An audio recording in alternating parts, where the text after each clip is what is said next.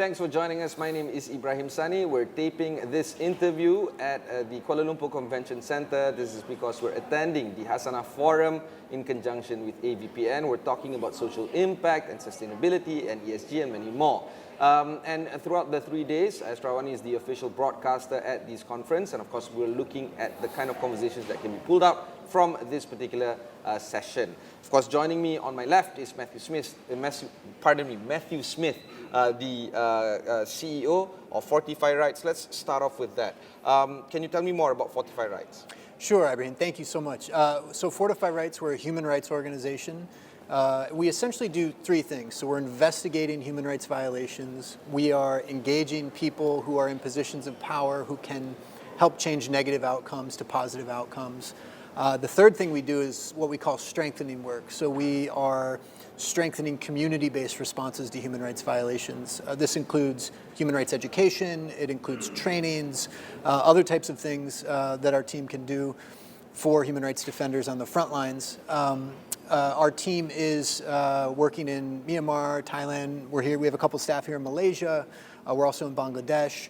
And most of our team, in fact, all of our team comes from the countries where we're working. So I'm actually only one of 2 Americans on the team at Fortify Rights. The issue of human rights has always been at the forefront when it comes to this part of the world, when it comes to, say, the Rohingya population. We're talking about other human rights violations in other ASEAN member countries, including that of Myanmar, for instance.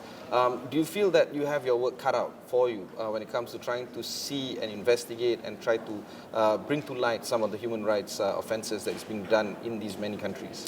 Most definitely. You know, you mentioned Myanmar, particularly the situation in Myanmar. You know, Fortify Rights was founded in Myanmar actually in 2013, and you know we've been on the front lines of genocide, war crimes, crimes against humanity there. To its credit, actually, the Malaysian government has been outspoken within ASEAN about the need for justice and accountability for the human rights violations happening in Myanmar. But generally, you know, all countries struggle with human rights violations and human rites problems. Including Malaysia, of course. Including Malaysia, of course, yeah. Sure. Including my home country, the United States, of course. Yes, of course. Yeah. And so, so certainly the work is cut out for us on a global level. And you know, one thing we've been thinking more about is the disconnect between development work and human rights work. And we feel strongly that for development work to be successful and for human rights work to be successful, the two should really be combined.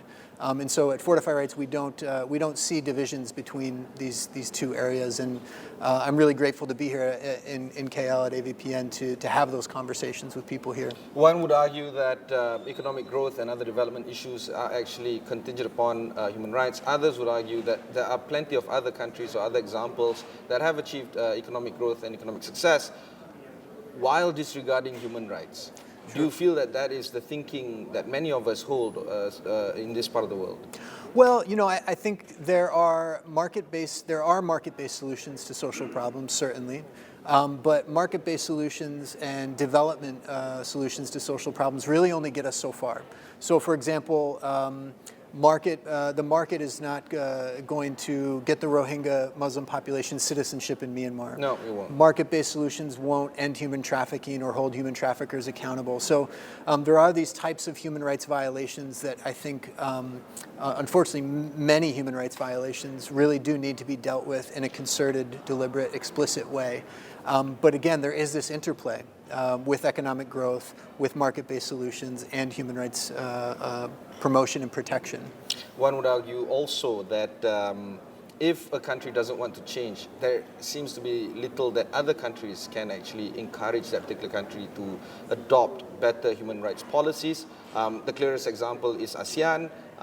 With our non-intervention policy, there's only so much that countries within ASEAN can do to perhaps highlight the issue. ASEAN is still trying to find a way in terms of getting Myanmar to address its human rights issue. And of course, within the ASEAN countries, people can just call out hypocrisy. And of course, within our own countries and member states, there seems to be a lot that needs to be done within ourselves first. So that's the whole conversation of even you can't get your act together, here you are telling me to do my things correctly. How do you see this whole conundrum of countries trying to assist other countries in achieving better human rights, but at the same time, they too are trying to address their own human rights issues. Yeah, this is actually a big part of why the team at Fortify Rights comprises human rights defenders from the countries where we're working, and we believe strongly that the people who are closest to the problems are closest to the solutions. People outside can help, certainly, can support, but at the end of the day, sustainable, real change in the area of human rights does have to be homegrown. The case of Myanmar, for example, is particularly difficult within this region. But again, we've seen Malaysia, we've seen Indonesia in some ways break from that tradition of non-interference. I think a better way to put it is when it comes to mass atrocity crimes, when it comes to things like genocide and wholesale slaughters of communities and burning villages down, which are violations we're documenting in Myanmar, there's no place for non-intervention. Under international law, it is the responsibility of all governments to address what are referred to as international crimes, crimes that are so severe that they violate the conscience of mankind, of humankind rather. Yeah. So we are grateful to see more action from the upper echelons of the political officialdom here in Malaysia when it comes to atrocities in Myanmar. There are other issues. There are a number of refugees from Myanmar here in Malaysia who are struggling needlessly, and we would like to encourage the authorities to end refugee detention. No one should ever be imprisoned for their immigration status. And so these are types of things that I think are, they are achievable, winnable, solvable problems. Even in the U.S., that there's this whole conversation of ICE should be dismantled. Do you feel that kind of conversation needs to also happen globally, including the U.S.? Sure, absolutely. Yeah, I mean, we are seeing one of the defining human rights problems of our age are violations that refugees and migrants are facing, whether it's on the southern border of the United States, whether it's in KL, Thailand. We're seeing, refugee entire families being imprisoned. Of course, including children, especially children. Exactly, yeah. And so these are people who have. It's heartbreaking to see children behind bars. It just really is. Precisely, and it's unconscionable and it's indefensible, really. And so it's one of those types of violations. Also, speaking of the economics, it costs money to imprison people, so it doesn't make any sense economically either. So this is, and we've seen the amazing things that refugee communities can do if they have the freedoms that they are entitled to. One idea to explore is, of course, refugees need the means to assist themselves and take themselves to be a little bit more economically viable. Tech could be a solution for them, but access to capital for a refugee to do tech is near impossible, at least in Southeast Asia. We're looking at governments trying to appease their own, population and populace, but at the same time, they're trying to do the right thing, but it's hard to get the population to rally behind them. So there's a lot of challenges in terms of the government or authorities in ASEAN or in the US or many more around the world in trying to do the right thing. What would Fortify Rights argue in terms of trying to get governments and authorities to do the right thing? Is it the economic argument? Is that the quickest and most efficient way to get governments to solve the issues of human rights? Well, it's part of it. States in the Asian states were involved in the drafting and negotiations of the major international human rights treaties that make up the international human rights framework. And so it's not something that was necessarily created in the West or like so. So I think acknowledging that collaborative history of creating this global international framework for human rights law, standards, norms, really came to be because of the contributions of UN member states within Asia as well as other parts of the world. So I think a big part of it is acknowledging that it already is in some ways part of the legal fabric. So it's not as though human rights defenders are asking for anything that stretches beyond what governments in this region have already committed to do. But there are economic arguments. As we discussed, detaining refugees doesn't make sense from any angle. Yeah. But really the core of it is that we all have rights as human beings. That includes refugees, migrants, that includes people that are fleeing from genocide and other atrocities.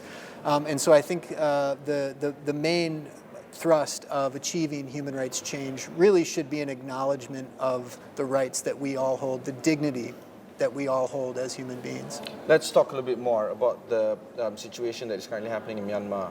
Can you tell us, first-hand account, in terms of what the atrocities there are being done? We've heard reports, we've seen it, but what has Fortify Rights seen when it comes to human rights violations that's currently happening in Myanmar?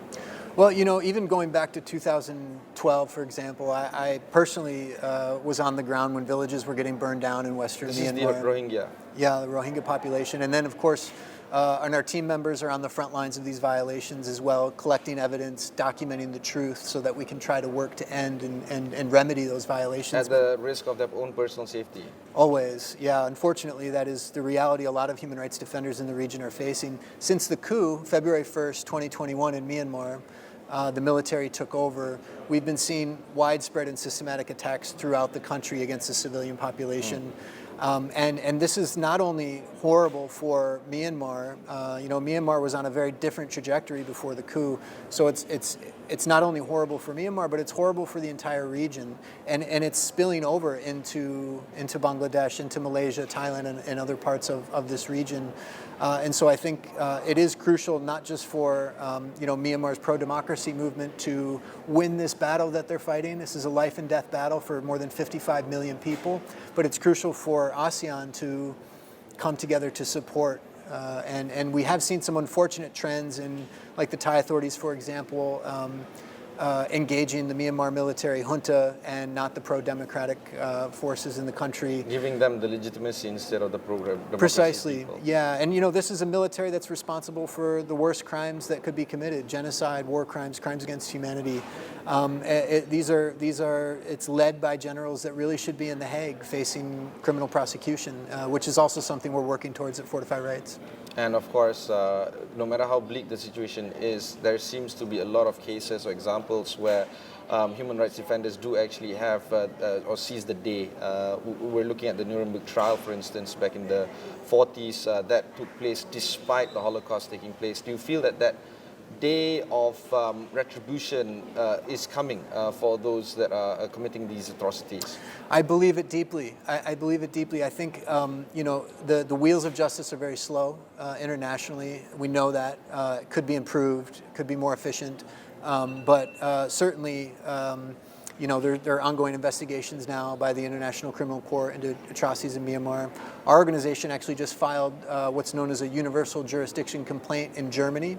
Germany has a law that enables survivors of or victims of genocide, war crimes, crimes against humanity to seek justice in Germany regardless of where the violations happened. It's one of the world's strongest universal jurisdiction laws. So we filed a complaint there with 16 survivors from all throughout Myanmar. There's a universal jurisdiction complaint around the Rohingya genocide happening in Argentina. There's a case happening at the International Court of Justice. So the wheels of justice are moving, and I think the more that governments support that accountability work, the better. And the Myanmar generals need to know that this type of behavior is not acceptable, and that they will be held accountable for the atrocities that they're responsible for. Who is funding Fortify Rights? How are you ensuring that your own financial sustainability is achieved in order for you to do the work that you're doing now?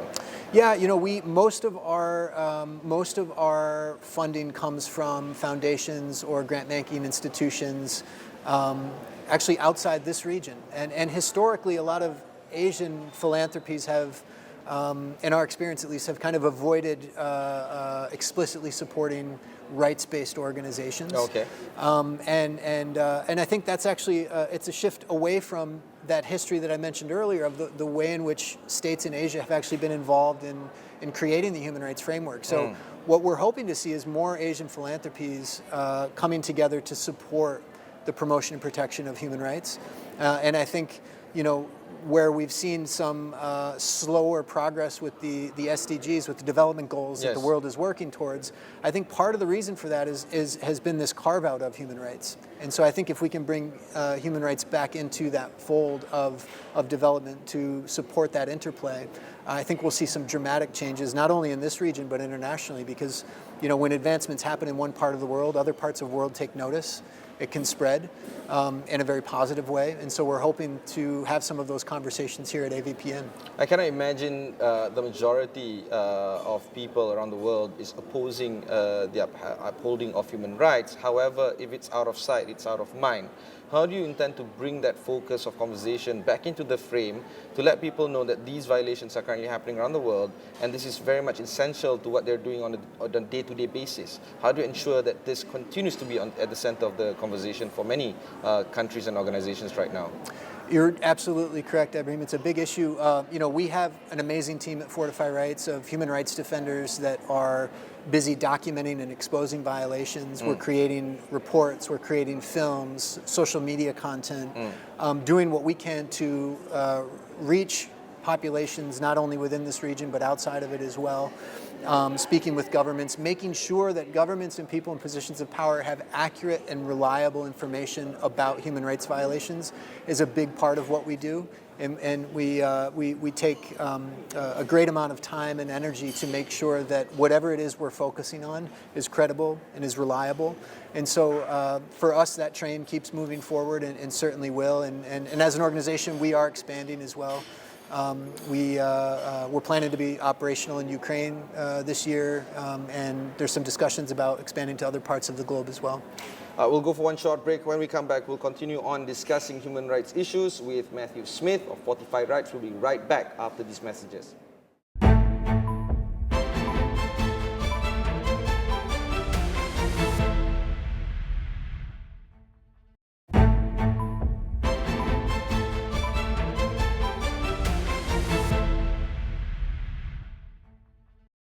Thanks for staying on with us. I have with me Matthew Smith of Fortify Rights here at the corridors of the Hasana Forum in conjunction with AVPN.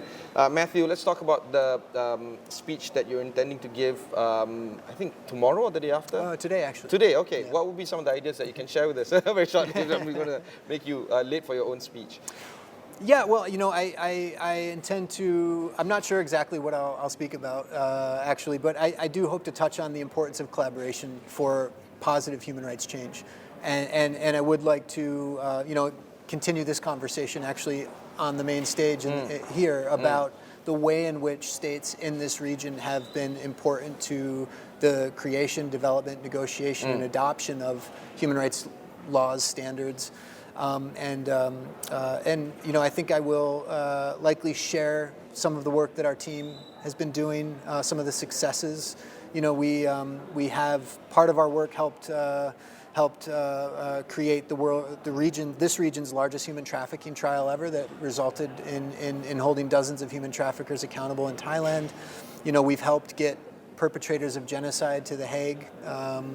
Our team has changed more than 90 laws, policies, and practices so they're in line with international human rights standards since our founding in 2013. So we've had a lot of success, and we're excited about our approach, our model, and it's different slightly than sort of traditional international human rights groups, and so it certainly helps us get up in the morning and stay excited about creating positive change. Will you be attending much of the conference over the next 3 days here? Absolutely. I'm excited to learn. I'm excited to meet people here. Already, I've only been here a few hours and I've already had amazing conversations.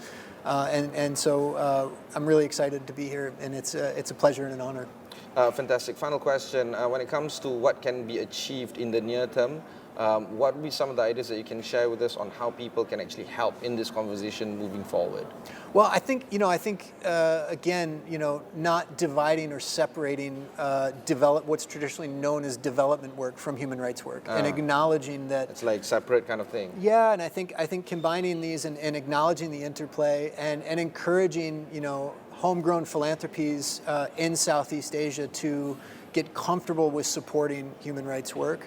And maintaining those collaborations with governments, with businesses, with philanthropies. For the success that we have had as an organization, it has really hinged on collaboration between governments, philanthropies, and human rights defenders throughout the region. And so we would like to see more of that. And again, I'm very interested to learn about the work that others are doing interested to meet new people, hear new voices. Fantastic. Thank you very much for spending the time to speak with us. That was Matthew Smith, the co-founder and CEO of Fortify Rights. Do check them out. I'm sure there's a lot of collaboration or collaborative opportunities that you can do with them. Of course, do stay with us on Astro AWANI as we bring you more latest updates coming in from the Hasanah Forum in collaboration with AVPN. For now, my name is Ibrahim Sani. Catch you in the next one.